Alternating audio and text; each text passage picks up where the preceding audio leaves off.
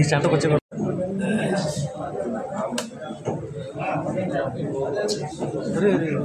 ఎందుకు వెళ్ళిపోతారా ముందుకి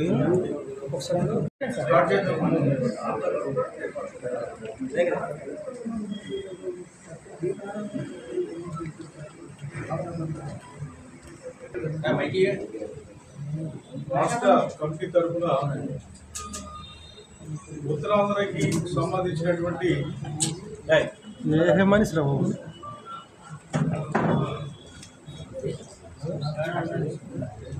అభ్యర్థుల లిస్టులో తొలి జాబితాను ఈరోజు ప్రకటిస్తున్నాం. ముఖ్యంగా ఉత్తరాంధ్రలో ఉన్నటువంటి 6 జిల్లాలకు సంబంధించి 5 పార్లమెంటు నియోజకవర్గాలకి అలాగనే 35 శాసనసభ నియోజకవర్గాలకి 35 శాసనసభ నియోజకవర్గాలకి సంబంధించినటువంటి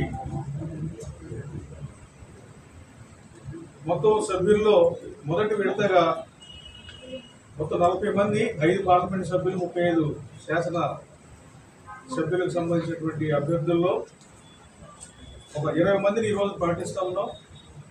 వారిలో 3 పార్లమెంట్ సభ్యులు అలాగనే 17 మంది శాసనసభ్యుల లిస్టు ఈ రోజున ప్రకటిస్తూ ఉన్నాం. బహుజన్ సమాజ్ పార్టీ జాతీయ అధ్యక్షురాలు మెహందీ మాయావతి గారి యొక్క ఆదేశాల మేరకు అలాగనే మా రాష్ట్ర ఇన్ఛార్జిగా ఉన్నటువంటి రాజ్యసభ సభ్యులు శ్రీ రామ్జీ గౌతమ్ గారి యొక్క అనుమతితో ఈ ఉత్తరాంధ్ర తొలి జాబితాను విడుదల చేస్తుంది. ఉత్తరాంధ్ర నుంచి లోక్సభ పోటీ చేసినటువంటి మొత్తం 5 సభ్యుల్లో 3 ఈ రోజున ప్రకటిస్తూ ఉన్నాం. విజయనగరం నుండి పీర్పండి ప్రకాశ్రావు గారు మరి వారు బహుజన్ సమాజ్ పార్టీ నుంచి సభ్యులుగా వారు ఏఎస్పీగా రిటైర్డ్ అయ్యి బహుజన ఉద్యమంలో కొనసాగుతూ ఉన్నారు. అలాగే విశాఖపట్నం నుంచి పెద్దపల్లి శివప్రసాద్ గారు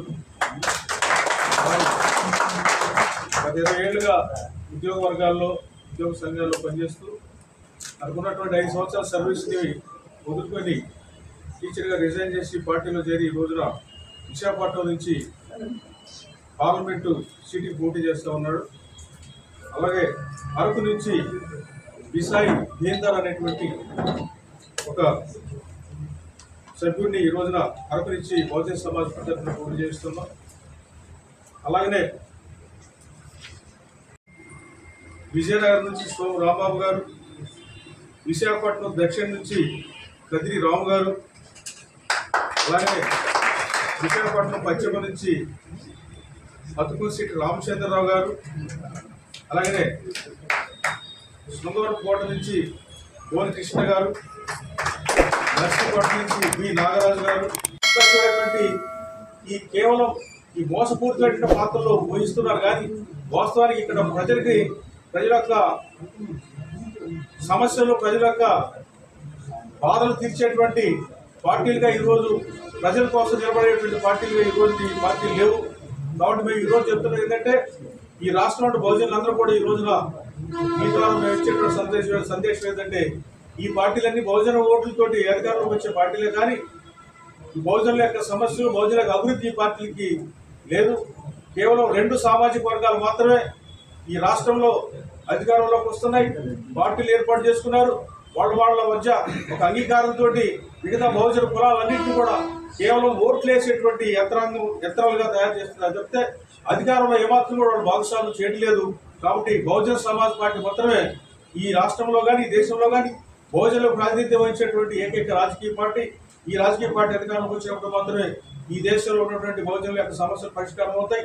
బహుజనుల ఆత్మగౌరవంతో, రక్షణతో వాళ్ళ జీవితాలు కొనసాగుతున్న విషయాన్ని ఈ సందర్భంగా మీరు అందరూ కూడా ఈ రాష్ట్ర ప్రజలు కూడా గమనించాలని, రాబోయేటువంటి ఎన్నికల్లో బహుజన సమాజ్ పార్టీని ఆదరించి బహుజన సమాజ్ పార్టీ అభ్యర్థులు గెలిపించాలని ఈ సందర్భంగా మా రాష్ట్ర కమిటీ తరఫున ఈ రాష్ట్ర ప్రజలకు విజ్ఞప్తి చేస్తున్నాం. రాజారావు గారు తదితర మిత్రులందరికీ శుభాకాంక్షలు. పాత్రికేయ మిత్రులకు కూడా నా శుభాకాంక్షలు. ఈరోజు ఉత్తరాంధ్ర మనం కనుక పరిస్థితి చూసుకున్నట్టయితే పాత 3 జిల్లాలు, ఉమ్మడి 3 జిల్లాలు కనుక మనం వెనక్కి తిరిగి చూసుకుంటే స్వాతంత్ర్యం వచ్చిన నాళ్లలో మంచి మంచి నాయకులు ఉండేవాళ్ళు. మనకి తెన్నేటి విశ్వనాథం గారు, బొట్టేపల్లి రాజగోపాలరావు గారు, మజ్జి తులసీదాస్ గారు, గొర్లె శ్రీరాములు నాయుడు గారు, ఇంకా చాలామంది, గౌతు లక్షణ గారు, గౌతు లక్షణ గారు, పాటం శ్రీరామూర్తి గారు, ఇట్లా చాలా ఘనమైన నాయకులు ఉండి ఈ ప్రాంతానికి ఒక నాయకత్వానికి మంచి శోభ తెచ్చారు. తెన్నేటి విశ్వనాథం గారు అయితే విశాఖ ఉక్కుని సాధించారు. ఈ రోజున ఈ ఉక్కు సాధించినటువంటి ఈ విశాఖ నగరంలో తుక్కు లాంటి లీడర్లు తయారయ్యారు. మీరు చూడండి, రాష్ట్రంలో 2 కుటుంబాల పాలన సాగుతూ ఉంటే ఈ 2 కుటుంబాల పాలనకి తాబేదారులుగా 3-4 కుటుంబాలు ఇక్కడ వ్యవహరిస్తారు. వాళ్ళలో ఏ రకమైనటువంటి నాయకత్వ లక్షణాలు లేవు. ప్రజల కోసం వాళ్ళు పనిచేయట్లేదు. ఇందాక పరంజ్యోతి గారు చెప్పినట్టు ఈ బహుజనుల కోసం కాదు, ప్రజల కోసం కాదు. వాళ్ళందరూ కూడా 2 పార్టీల్లో చేరిపోయి వాళ్ళ యొక్క బాగోగుల కోసమే రాజకీయాలు చేస్తున్నారు. కానీ ఉత్తరాంధ్ర ప్రజల గురించి ఏ రాజకీయం చేయకపోగా ఇది రాజకీయ వలస ప్రాంతంగా తయారు చేశారు ఉత్తరాంధ్ర ప్రాంతాన్ని. మరి ఉత్తరాంధ్ర ప్రాంతాల్లో ఊళ్ళ పేర్లు కూడా అట్లానే ఉంటాయి. ఆమ్దాల వలస, చిట్టి వలస, కొత్త వలస, ఈ రకంగా ఉంటాయి.